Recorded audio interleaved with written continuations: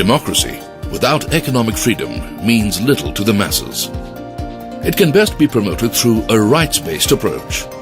This is the core philosophy of consumer unity and trust society. Cuts began in 1983 with a unique wall newspaper, Gram Gaddar, which means Village Revolution. It was an attempt to fill the information gap with a focus on the rural poor of Rajasthan. The plight of the poor in accessing basic necessities like food, medicines and power was the driving force behind the establishment of Cuts. Work was started out of a motor garage with a zero budget. In those days of socialism, the quality of most goods and services was poor and was accompanied by shortages. For instance, the number of matchsticks per box was much less than the declared quantity of 50. Matchsticks being a mass commodity like salt, consumers would feel the impact of being fleeced of several million rupees annually. This scenario improved after Cuts took legal action.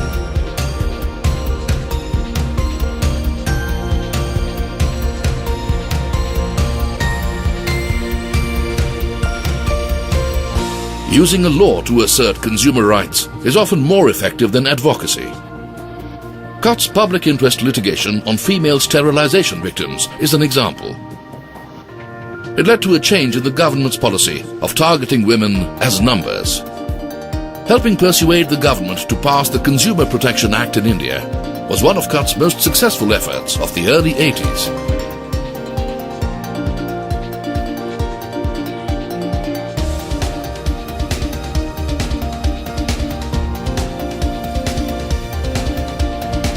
This led to the realization that promoting economic democracy is a vital part of political democracy. It also brought about the realization that business has to behave with consumers and that the state has to ensure a balance between the consumers and the producers' interests. In 1990, Cuts campaigned for the poor and, with the blessings of Mother Teresa, marked 1st November as World Poverty Day. Soon after, the UN adopted October 17th as the International Day for the Eradication of Poverty. It was around the same time that developing countries like India adopted liberalization and deregulation.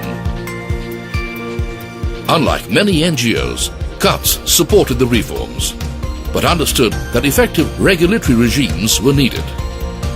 It then adopted a second motto: liberalization, yes, but with safety nets. The first being value for people.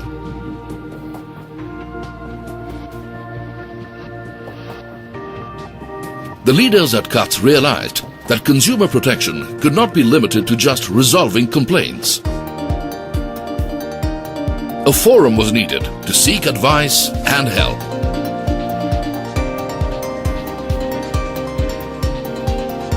Cuts then spawned a number of small consumer groups.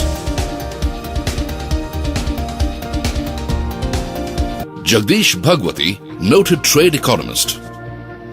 Cuts has developed from a modest NGO addressing mainly domestic issues to a preeminent position as an international NGO dealing with issues relating to the world trading system and related issues.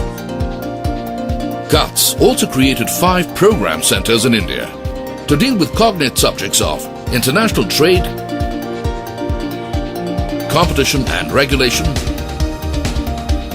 consumer protection, consumer safety, and human development. Furthering the cause of the right to trade, particularly of poor countries, Cuts is advocating for a Geneva Consensus on the international level for fair trade, good governance and capacity building.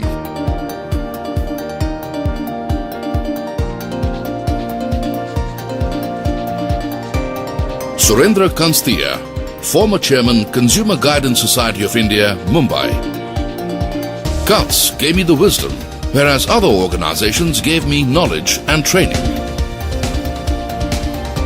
As its work on trade policy increased, Cuts Secretary General Pradeep Mehta was twice appointed as advisor by two WTO Director Generals, Supachai Panichpakdi in 2003 and Pascal Lamy in 2012. He also served as advisor to the Government of India on trade policy matters from 1996 to 2005. To ensure that the fruits of liberalization reached everyone, Kutz worked for competition law and regulatory policies in India and 30 other countries in Asia and Africa. The multi-country 7-Up model was the most popular in this regard. A critical point of difference with similar projects was Kutz's approach, which was bottom-up. Gareth Thomas, former Minister of State, DFID, UK. We value the productive relationship that Kutz and Department for International Development, DFID, had built up in recent years on this agenda. An emphasis on creating local ownership and capacities was followed by comparisons with other countries. Post this, many southern governments appointed Kutz as their advisors. Kutz was also responsible for the adoption and refinement of competition law in many countries, particularly India.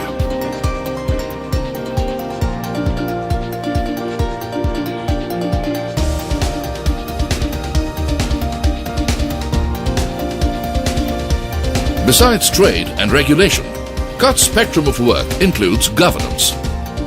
Its 20th anniversary celebrations followed the theme Governance and its relationship with poverty reduction.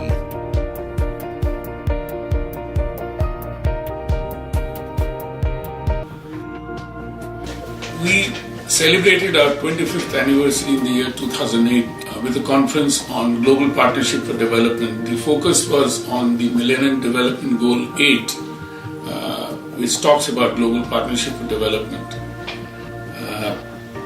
The Millennium Development Goals are an international challenge taken up by the international community to halve poverty by the year 2015. And in that, an enabling environment is to create a better economic environment to be able to add to the growth which is necessary to create the wherewithal to reduce poverty. While we have been working internationally as well as nationally on a very large number of issues, one of the understanding that we had, and this is something which we've been doing for a long time, is to intensify our work at the grassroots. In southern Rajasthan, for example, we have taken up promotion of livelihoods for poor women, and they are organized in about 1,000 self-help groups covering over 100,000 women. In the future, how we visualize, having completed 30 years now, we realize that we will continue to consolidate our work as well as make it more effective, and I would say cost-effective as well. And that is how I visualize the journey for Kutz for the next 20 years.